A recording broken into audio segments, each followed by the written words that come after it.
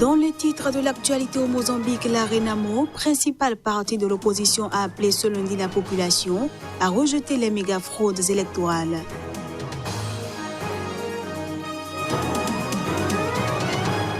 Trois semaines après avoir retrouvé la liberté, l'ex-maire de Dakar, Khalifa Sall, s'est dit ce lundi déterminé à poursuivre son engagement politique.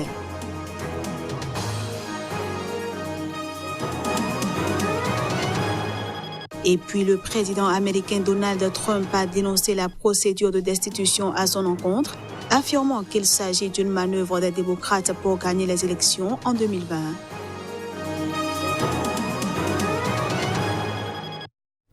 Voilà pour les titres. À toutes et à tous, bienvenue. Le Botswana vote mercredi, demain donc pour des élections générales d'une âpreté inédite dans l'histoire de ce pays, considéré de longue date comme une des démocraties les mieux assises du continent africain.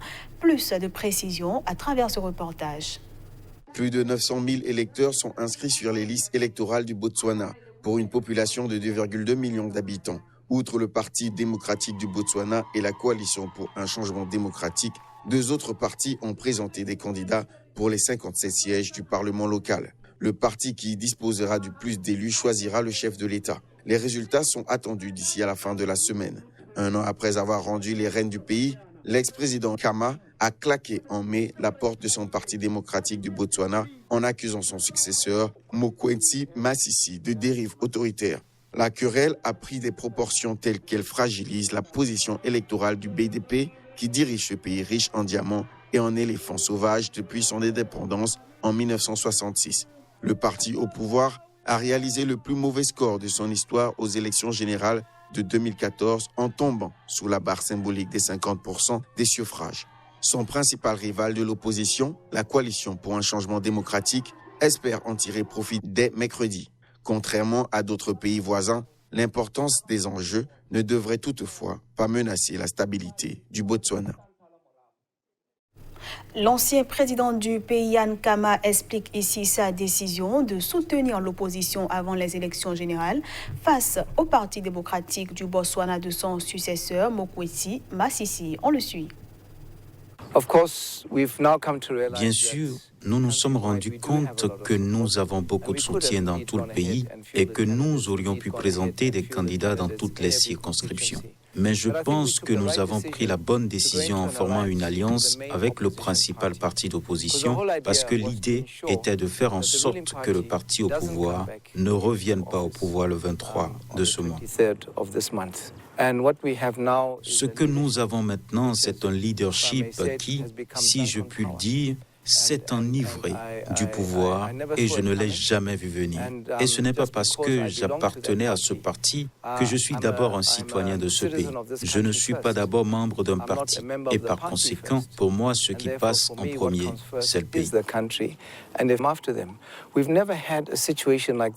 Nous n'avons jamais connu une telle situation.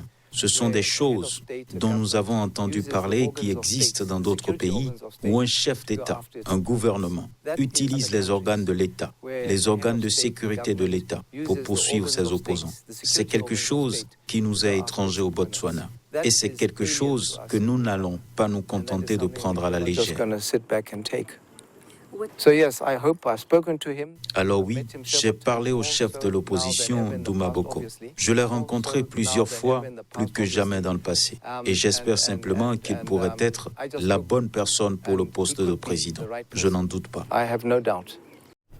Du Botswana à Mozambique, où le principal parti d'opposition, la Renamo, a appelé ce lundi la population à rejeter les méga-fraudes qui ont, selon elle, entaché les élections du 15 octobre dernier et exige une nouvelle fois l'organisation d'un nouveau scrutin.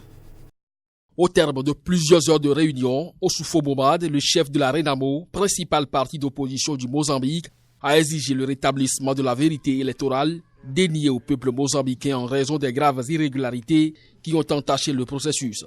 Il a également exhorté tous les Mozambicains à ne pas accepter les méga-fraudes électorales. Les Mozambicains se sont rendus aux urnes, faut-il le rappeler, la semaine dernière pour élire leur président, les députés et les assemblées provinciales dans un climat de vive tension. La campagne électorale a été marquée par de nombreux incidents violents alimentés par des accusations de fraude au profit du régime lancé par l'opposition et la société civile. Les principales missions internationales d'observateurs ont émis elles aussi de nombreuses réserves sur la régularité du scrutin. Depuis vendredi dernier, la commission électorale publie des résultats partiels qui donnent une très large avance au président sortant Philippe Nyusi et au parti au pouvoir, le Frelibo.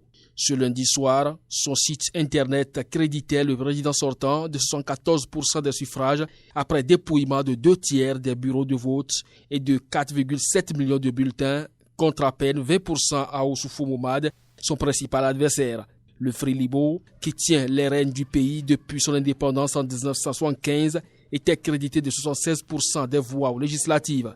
La Renamo espérait, avant le scrutin, prendre le contrôle de plusieurs des 10 provinces du pays. Au Sénégal, l'opposant et ex-maire de Dakar, Khalifa Sall, s'est dit déterminé à poursuivre son engagement politique. Il l'a fait savoir dans une adresse à la presse et à ses partisans réunis à Dakar.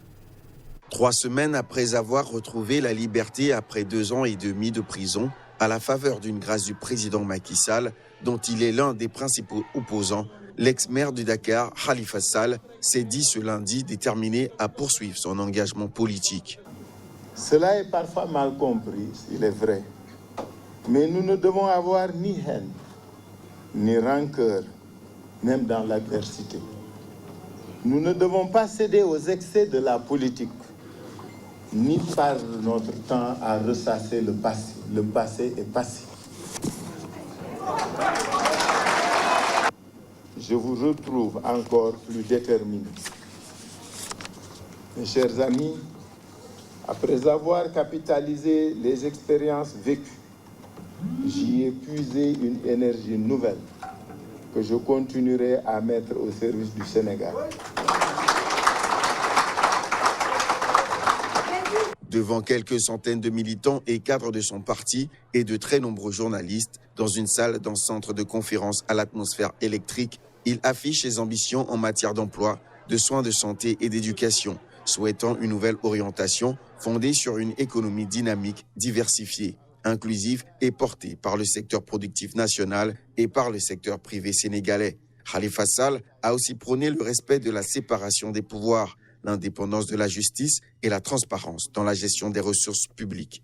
Écroué en mars 2017, Khalifa Sall a été condamné en 2018 à 5 ans de prison après avoir été reconnu coupable du détournement d'environ 2,5 millions d'euros sur les caisses de la ville, accusation qu'il a toujours niée. Cette condamnation l'a empêché de se présenter à l'élection présidentielle de février dernier, remportée au premier tour par Macky Sall, au pouvoir depuis 2012. Aussi, la grâce présidentielle n'a pas effacé sa condamnation et le laisse privé de ses droits civils et politiques, l'empêchant à ce stade de briguer un mandat électif. Hors du continent africain, le président américain Donald Trump a dénoncé la procédure de destitution à son encontre, affirmant qu'il s'agit d'une manœuvre des démocrates pour gagner les élections en 2020. Il ajoute être proche de trouver un accord avec la Turquie à propos du conflit en Syrie. Je pense que les démocrates veulent me destituer parce que c'est la seule manière pour eux de gagner. Ils n'ont rien. Tout ce qu'ils ont, c'est un coup de téléphone qui était parfait. Tout ce qu'ils ont, c'est un lanceur d'alerte qui a disparu. Où est-il ? Il est parti. Ils ont un deuxième lanceur d'alerte. Le deuxième lanceur d'alerte, où est-il ? Il a disparu. Ils ont l'informateur. Oh, l'informateur, où est-il ? Ils interrogent des ambassadeurs dont je n'ai jamais entendu parler. Je ne connais pas ces gens-là. Je n'ai jamais entendu parler d'eux. Devons-nous protéger quelqu'un qui a fait un compte rendu de ma conversation ? Je pense qu'il n'y avait probablement pas d'informateur. L'informateur est allé voir le lanceur d'alerte. Le lanceur d'alerte avait des informations de seconde ou troisième main. Vous vous en rappelez, c'était un gros problème. Mais l'information était mauvaise. Donc, est-ce qu'il y avait réellement un informateur ? Peut-être que l'informateur était Schiff. Ça pourrait être Schiff le louche. À mon avis, c'est sûrement Schiff. Nous travaillons avec les Kurdes. Nous avons une bonne relation avec les Kurdes, mais nous n'avons jamais accepté de protéger les Kurdes. Nous avons combattu avec eux pendant 3 ans et demi, 4 ans. Nous n'avons jamais promis de protéger les Kurdes pour le reste de leur vie. Des gens ont essayé de faire cet accord avec la Turquie depuis des années. Mais nous sommes proches de conclure cet accord. Nous verrons ce qui se passe. On retrouve à présent Johannes Towanou pour la revue de presse Afrique.